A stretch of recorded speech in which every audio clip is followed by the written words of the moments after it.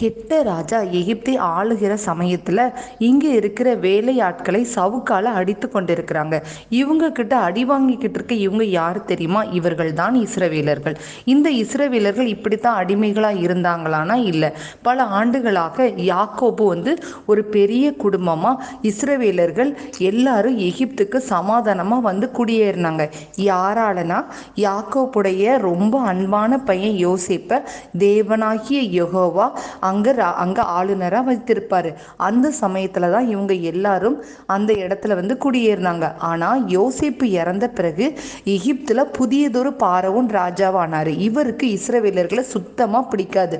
அதனால இவர்களை அடிமைகளாக மாற்றுவதற்காக மேற்பார்வையாளர்களை நியமிச்சாரு. அந்த மேற்பார்வையாளர்கள் எப்படிப்பட்டவங்களா இருந்தாங்கன்னா, ரொம்ப கட்டுக்கடங்காத வேலைகளை கொடுத்து இஸ்ரவேலர்களை பிழிந்து எடுத்தாங்க. ரொம்ப மூர்க்கத்தனமா அவங்க கிட்ட நடந்து கொண்டிருந்தாங்க. ஏன்னா இஸ்ரவேலர்கள் எண்ணிக்கையில பெருகி கொண்டே இருந்தாங்க. கொஞ்ச காலத்துக்கு பிறகு இஸ்ரவேலர்கள் மிக அதிகமா பெருகி ரொம்ப பலசாலிகள் ஆனதுனால பயந்து போன பார்வோன் ராஜா என்ன செஞ்சாங்க தெரியுமா? இஸ்ரவேலர் தாய்மார்களுக்கு பிரசவமாக்கும் பெண்கள் கிட்ட சொல்றாங்க, ஆண் குழந்தை பிறந்தா அவங்கள நீங்க கொன்னு போட்டுறணும், பெண் குழந்தைகளை கொல்லாம அப்படியே விட்டுடுங்க அப்படின்னு சொன்னாங்க.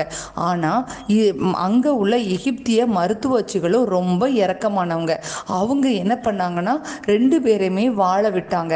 ஆனா ராஜா கேட்கும்போது, இன்னும் நீங்க இப்படி பண்ணிட்டீங்க எகிப்திய மருத்துவச்சிகள் மேல எகிப்திய ராஜா பார்வோன் ரொம்ப கோபம் கொண்டாரு. அப்ப அவங்க சொன்னாங்க, எபிரேய பெண்கள் ரொம்ப வலிமையானவங்க, நாங்க போறதுக்குள்ள அவங்க குழந்தையை பெத்து எடுத்துக்கிறாங்கன்னு சொல்லிட்டு எஸ்கேப் ஆயிட்டாங்க. இதனால தான் யெகோவா தேவன் அவர்களை ரொம்ப ஆசீர்வதிச்சாங்க, அவங்களுக்கு நன்மை செய்தாங்க. இந்த பெண்கள் கடவுளுக்கு ரொம்ப அஞ்சினாங்க. தெய்வ பயம் இருந்தா எப்பவுமே நாம எல்லாரும் என்ன செய்வோம்? நன்மை தான் செய்வோம். பார்வோன் தன்னுடைய குடிமக்களுக்கு விரோதமாக ஆண் மகவு அனைத்தையும் நைல் நதியில எரிஞ்சிடணும் அப்படிங்கிற ஒரு ஆணையை போட்டாங்க. யெகோவா தேவன் அந்த மருத்துவ பெண்களை ஆசீர்வதித்தாங்க. ஏன்னா அந்த மருத்துவ பெண்கள் கடவுளுக்கு அஞ்சினாங்க. தெய்வ பயம் இருக்கிற எல்லாரையும் யெகோவா தேவன் ஆசீர்வதிப்பாங்க. இங்க பார்வோனுக்கு பயந்த மோசேயுடைய தாய் என்ன பண்ணாங்கன்னா, எப்படியாவது குழந்தைய பத்திரமா ஒளிச்சு வைக்கலான்னு சொல்லி ஒளித்து வைத்தாங்க. 3 மாசம் குழந்தைய ஒளித்து வைத்தாங்க. ஆனா அவங்களால அதுக்கு மேல மறைச்சு வைக்க முடியல. அதுக்கப்புறம் அவங்க ஒரு கோரை புல்லால ஒரு பேழை செய்தாங்க. அந்த பேழை மீது நீல கீழ் பூசுறாங்க. அந்த கீழே பூசினதுனால அந்த குழந்தை அந்த தண்ணீருக்குள்ள விடும் பொழுது தண்ணீர் எதுவும் அந்த பேழைக்குள்ள வராது. அந்த சமயம் பார்த்து பார்வோன் ராஜாவுடைய மக அங்க நீராடுறதுக்காக வந்தாங்க. அப்ப தன்னுடைய தோழி கிட்ட சொல்றாங்க, அது அங்க ஏதோ ஒரு பேழை மாதிரி ஏதோ வருது பாரு, அதை எடுத்து பாரு அப்படின்னு சொல்றாங்க. அந்த பேழையை திறந்து பார்த்தா அங்க நம்ம ஹீரோ மோசே இருக்காங்க. பேழை எடுத்துக்கொண்டு வரக்கூடிய பார்வோனின் தோழி இது எபிரேய குழந்தை அப்படின்னு சொல்றாங்க. ஆனா பார்வோனுடைய மகளுக்கு தேவனாகிய யெகோவா அந்த குழந்தை மேல ஒரு இரக்கத்தை கொடுக்குறாங்க. அந்த சமயம் பார்த்து மறைந்து இருந்து எதுவுமே தெரியாத மாதிரி பார்த்துக்கிட்டு இருந்த மோசேயுடைய சகோதரி அங்க வராங்க. மோசேயின் சொந்த தாயை அழைத்து இவங்க இந்த குழந்தைக்கு பால் கொடுத்து வளர்ப்பாங்கன்னு பார்வோன் மகள்கிட்ட காட்டுறாங்க. அப்போ பார்வோனுடைய மகள் அவங்க கிட்ட சொல்றாங்க, இந்த குழந்தைய நீயே எடுத்துட்டு போய் எனக்கு பதிலாக பால் கொடுத்து வளர்த்துருன்னு சொல்றாங்க. இந்த தாயும் தன்னுடைய சொந்த மகனையே பாலூட்டி வளர்த்து வந்தாங்க. குழந்தை வளர்ந்த பிறகு பார்வோன் மகள்கிட்ட அவனை கொண்டு போய் விடுறாங்க. எப்படி பார்த்தீங்களா நம்ம யெகோவா தேவன் நம்ம ஹீரோவை எவ்வளவு கரெக்டான இடத்துல வைத்து வளர்க்கிறாரு பாருங்க. எகிப்தின் ராஜாவான பார்வோனின் வீட்டில் மோசே வளர்ந்து வந்தாரு. நல்ல அறிவாளியாவும் மகா திறமசாலியாவும் ஆனாரு. ஆனா தான் எகிப்தியன் அல்ல, நான் ஒரு இஸ்ரவேலன் என்பதை மோசே அறிந்திருந்தாரு. தன்னுடைய சொந்த அப்பாவும் அம்மாவும் இஸ்ரவேல்ல அடிமைகள் என்பதையும் அவர் அறிந்திருந்தார். ஒரு நாள் தன்னுடைய ஜனத்தார் எப்படி இருக்கிறாங்க என்று பார்த்து வர்றதுக்கு மோசே தீர்மானம் பண்ணாங்க. அப்போ அவருக்கு 40 வயது. இஸ்ரவேல் ஜனங்கள் படுபயங்கரமா நடத்தப்பட்டு வந்தாங்க என்பதையும் ஒரு எகிப்தியன் ஒருவன் ஓர் இஸ்ரவேலனை அடிமையாக அடித்து கொண்டிருப்பதையும் பார்த்து உடனே உடனே சட்டுன்னு நம்ம ஹீரோ மோசேக்கு கோவம் வந்துருச்சு. உடனே சுற்றுமுற்று நோட்டமிட்டு பார்க்குறாங்க. யாரும் இல்லாததுனால அந்த எகிப்தியனை அடிச்சே போட்டுட்டாங்க. அடித்த அடியில் அவன் செத்தே போயிட்டான். பின்பு அவனுடைய உடலை மணலில் வச்சு புதைத்துட்டாங்க. அடுத்த நாள் மோசே மறுபடியும் தன் ஜனத்தாரை பார்க்கறக்காக போகிறாங்க. அடிமைத்தனத்திலேருந்து அவங்களுக்கு விடுதலை கொடுக்க தன்னால் என்ன செய்ய முடியும்னு நினைத்துக்கிட்டே இருந்தாங்க. அந்த சமயம் 2 இஸ்ரவேலர்கள் சண்டை போட்டு கொண்டதை பார்த்தாங்க. தவறு செஞ்சவன்கிட்ட போய் உன் சகோதரனை ஏன் அடிக்கிற அப்படின்னு கேட்டாங்க. அதுக்கு அவருக்கு சட்டுன்னு கோபம் வந்து, உன்னை எங்களுக்கு அதிகாரியாகவும் நியாயாதிபதியாகவும் யாரு வச்சுச்சு? அந்த எகிப்தனை கொன்னது போல எங்களையும் கொல்ல போறியோ அப்படின்னு கேட்டாங்க. மோசேக்கு இப்ப ரொம்ப பயம் வந்துருச்சு. அந்த எகிப்தனை கொன்றது ஜனங்களுக்கு தெரிஞ்சிடுச்சு. ரொம்ப அச்சமுற்று பயப்பட்டாரு. அந்த நேரத்துல பார்வோன் இதை பற்றி கேள்விப்பட்டு மோசேயை கொல்றதுக்காக ஆட்களை அனுப்புனாங்க. அதனால தான் மோசேயா எகிப்தை விட்டு ஓடி போனாங்க. சும்மா விட்டுருவாரா நம்ம யெகோவா தேவன்? மோசேயா போய் அடைக்கலம் புகுவதற்காக மீதியான் தேசத்தை திறந்து வச்சிருந்தாங்க. அந்த சமயத்துல மோசேக்கு ரொம்ப தண்ணி தாகமா இருந்தது. அப்போ இடையர்கள் எல்லாம் ஆடு மேய்த்து கொண்டு இருந்தாங்க. ஒரு கிணத்த மோசேயா பாக்குறாங்க. அந்த கிணத்தருகில போயிட்டு உட்கார்ந்து இருக்கும் பொழுது யாராவது நமக்கு தண்ணீர் எடுத்து கொடுப்பாங்களான்னு பார்த்து கொண்டே இருக்கும் பொழுது ரகுவேலுடைய 7 புதல்விகள் அங்க வராங்க. அப்போ இந்த இடையர்கள் அவர்கள்கிட்ட வம்பளக்கும் பொழுது நம்ம நியாயாதிபதியான ஹீரோ சும்மா இருப்பாரா? அவங்க கூட சண்டையெல்லாம் தீர்த்து வச்சு அவங்களுக்கு தண்ணி திறந்து கொடுத்ததோட மட்டுமல்லாம ஆடுகளுக்கும் தண்ணி காட்டினாங்க. இதை பார்த்து அவங்களுக்கு ரொம்ப சந்தோஷமாயிடுச்சு. இதையெல்லாம் போய் தன் தகப்பன் இடத்துல சொல்றாங்க. அப்போ அவர் தகப்பன் சொல்றாரு, இங்கேயே தங்கியிரு, எங்க கூடவே நீ ஆடுகளெல்லாம் மேய்த்திரு அப்படின்னு சொன்னாங்க.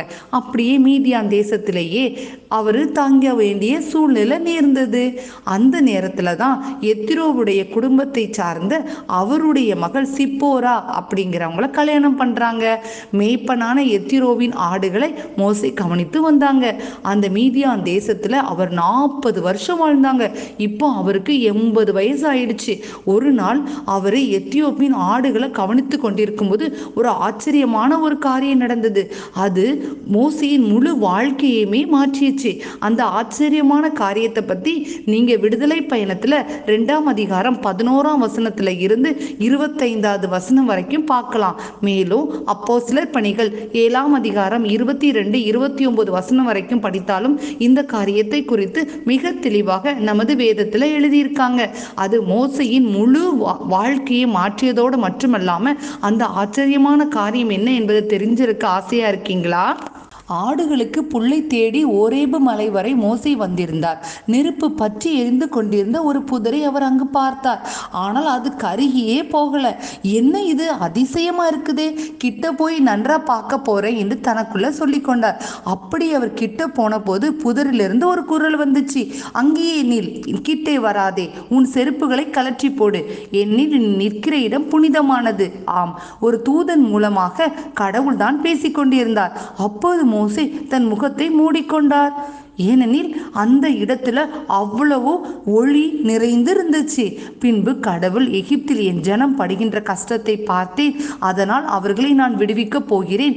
என் ஜனத்தை எகிப்திலிருந்து வெளியே கொண்டு வர நான் உன்னைத்தான் அனுப்ப போகிறேன் என்று சொன்னார். அப்போது தேவன், நானே அப்ரஹாமின், ஈசாக்கின், யாக்கோபின் தேவன் என்றார். மோசே கடவுளிடம், இஸ்ரவேல் மக்களிடம் சென்று உங்கள் மூதாதையரின் கடவுள் என்னை உங்களிடம் அனுப்பியுள்ளார் என்று நான் சொல்ல, அவர் பெயர் என்ன என்று அவர்கள் கேட்டால் நான் என்ன சொல்வேன் என்று கேட்டார். தேவன் மோசேயை பார்த்து, இருக்கின்றவர் நானே, இருக்கின்றவராகவே இருக்கிறேன் என்று சொல் என்றார். மேலும் மோசே பயந்து, நானோ திக்குவாயனாயிற்றே, என்னால் எப்படி அவர்களிடம் பேச முடியும் என்று சொன்ன போது தேவனுக்கு கோபம் வந்தது.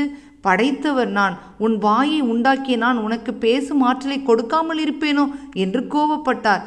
ஆனாலும் மோசே வேண்டி கேட்டுக்கொண்டபடினாலே மோசேயுடைய சகோதரனான ஆரோனை அவனுக்கு துணையாக இருக்கும்படி தேவனாகிய கர்த்தர் நியமித்தார்.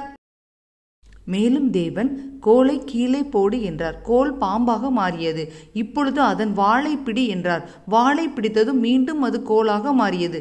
மீண்டும் தேவனாகிய யெகோவா உன் கையை உன் மடிக்கிலிடு என்றார். அது வெள்ளை தொழுநோய் கண்டது போல ஆனது. மீண்டுமாக உன் கையை உன் மடிக்கிலிடு என்றார். மீண்டும் தனது பழைய நிலையை அது அடைந்தது. இந்த 2 அதிசயங்களை கண்டு அவர்கள் நம்புவார்கள். அப்படியும் அவர்கள் நம்பவில்லை என்றால், நைல் நதி தண்ணீரை எடுத்து கட்டாந்தரையிலே ஊற்று, அது இரத்தமாக மாறும். இதை கண்டு அவர்கள் நிச்சயமாக உன்னை நம்புவார்கள் என்று சொல்லி அனுப்பினார். மோசேக்கு மீதியா நாட்டில் பிறந்த மகனான கெர்சோமையும் சிப்போராவையும் அழைத்து கொண்டு தனது மாமனார் இத்திரோவிடம் விடை பெற்று எகிப்தை நோக்கி பயணமானார். மோசேயும் ஆரோனும் பார்வோனை பார்க்க போனாங்க. அவர்கிட்ட சொன்னாங்க, வனாந்திரத்தில் எனக்கு ஆராதனை செய்வதற்காக என் ஜனங்களை 3 நாள் போக விடுன்னு சொல்லி இஸ்ரவேலின் தேவனாகிய யெகோவா சொல்றாருன்னு சொன்னாங்க. ஆனால் பார்வோனுக்கு ரொம்ப கோபம் வந்துச்சு. யெகோவாவா, அவர் மேலெல்லாம் எனக்கு நம்பிக்கை கிடையாது, நான் இஸ்ரவேலில் போக விட மாட்டேன் என்று சொன்னதோட மட்டும் நிற்காம, இஸ்ரவேல் ஜனங்கள் தானே சரியான சோம்பேறிகளாக இருக்கிறாங்க, அதனால வேலை செய்யறதுக்கான எல்லாவற்றையும் அவங்களே சேகரிச்சு சொல்லிட்டு வேலைப்பளுவு அதிகமாக்குனாரு. இதனால இஸ்ரவேல் ஜனங்கள் மோசைக்கு விரோதமா கோவப்பட்டாங்க. மோசை மேல குற்றம் சாட்டினாங்க. மீண்டுமா மோசையும் ஆரோனும் பார்வோன் கிட்ட போனாங்க. பார்வோன் முன்னால தன் கையில இருந்த யெகோவா தேவன் ஆசீர்வதிச்ச கோலை தூக்கி போட்டு பாம்பாக்கி காட்டினாங்க. அதற்கு பார்வோன் தனது ஞானிகளையும் அதே போல் அற்புதம் செய்ய சொன்னாங்க. ஆனால் இதில் வின் பண்ணது யாருன்னா மோசே தான். மோசேவுடைய கோலில் பாம்பாக்குனாங்கல்ல, அந்த பாம்பு இந்த ஞானிகளுடைய பாம்புகளை விழுங்கிவிட்டது. ஆனாலும் நம்ம யெகோவா தேவன் தனது அற்புதத்தை வல்லமையா காட்ட நினைச்சு மேலும் 10 வாதைகளை அனுப்ப போறாங்க.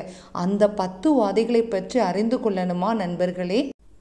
காத்திருந்து தெரிந்து கொள்ளுங்கள், வரப்போகும் தொடர்களை கண்டு.